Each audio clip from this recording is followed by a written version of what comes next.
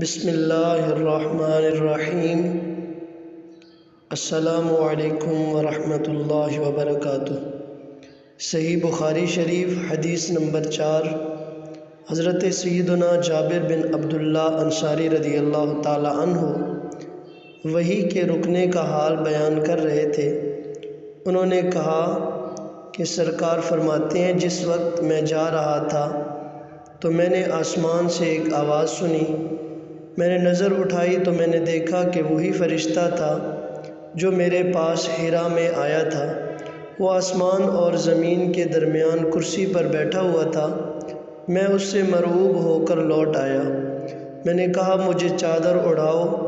پھر اللہ تعالیٰ نے یہ آیات نازل کیں، اے چادر اوڑھنے والے، اٹھیے، پس لوگوں کو اللہ کے عذاب سے ڈرائیے اور اپنے رب کی کبریائی بیان کیجیے اور اپنے کپڑوں کو پاک رکھیے اور بتوں کے ترک پر قائم رہیے۔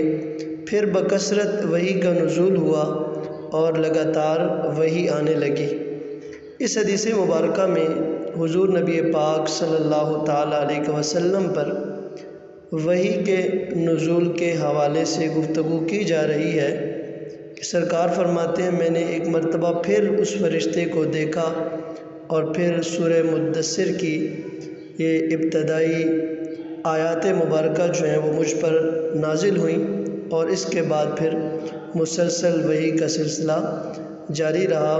اللہ رب العزت کی پاک بارگاہ میں دعا ہے کہ مالک کائنات مجھے بھی اور آپ کو بھی دین متین سے ہمیشہ وابستہ رہنے کی توفیق عطا فرمائے۔ آمین ثم آمین۔